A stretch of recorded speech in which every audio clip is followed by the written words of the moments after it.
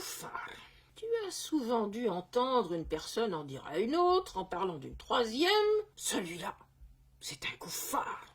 Sauf que, il y a un petit problème.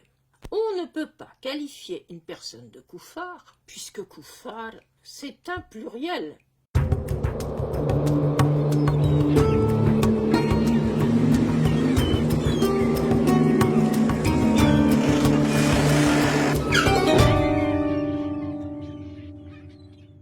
Alors on reprend depuis le début à la racine. Tu te souviens du petit jeu de grammaire pour retrouver la racine? On commence par supprimer les voyelles. La racine, on l'a déjà dit, c'est les trois consonnes qui restent. Donc ici, on a quoi? On a K, F, R. Et hop, tu tombes sur le verbe en remettant trois voyelles pour le vocaliser. Le plus souvent, on ajoute des A. Ici, ça donne kafara. La première signification de kafara, tu t'y attends pas, mais c'est recouvrir. Et kuffar alors, son singulier c'est kafir. Maintenant, tu peux dire, sans te tromper, espèce de kafir. Je ne serai peut-être pas de ton avis, mais au moins, tu le diras correctement. Kafir, c'est un participe. C'est celui qui recouvre quelque chose. Je te vois venir, qu'est-ce qu'on peut bien recouvrir? On va essayer de comprendre et on va commencer avec les mots du Coran. Dans le Coran, il y a plusieurs sens, selon ce qu'on recouvre. Tu as par exemple les kuffars qui regardent les plantes pousser. Ceux-là, ce sont les laboureurs, parce qu'ils ont recouvert les semences de terre. Tu vois, cela n'a rien à voir avec ce que disent les gens. Mais il y a aussi deux autres sens dans le Coran.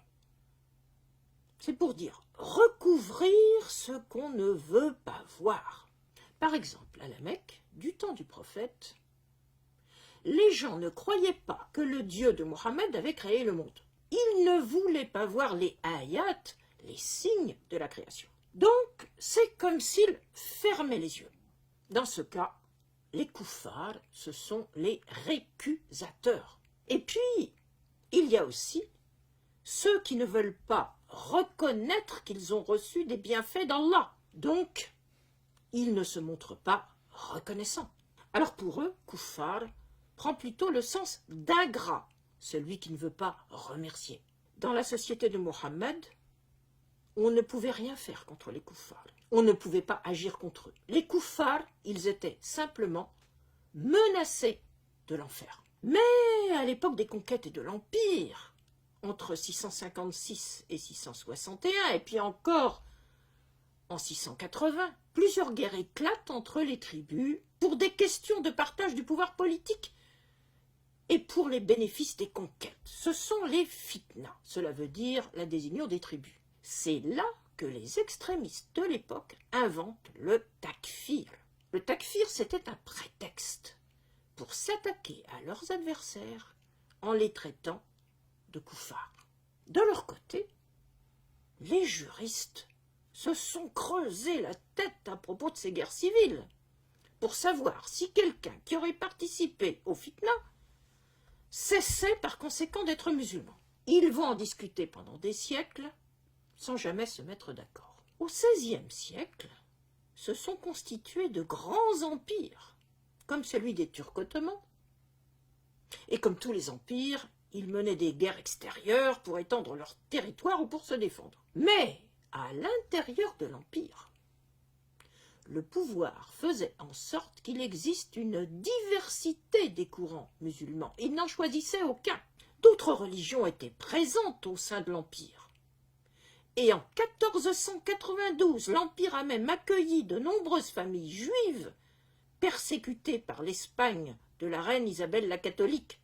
Mais plus tard, de façon complètement inattendue, un takfirisme extrêmement violent a surgi au milieu du XVIIIe siècle en Arabie orientale.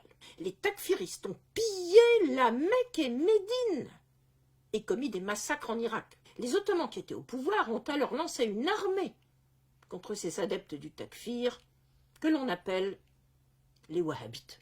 Le takfirisme a ressurgi de manière tout aussi violente aujourd'hui.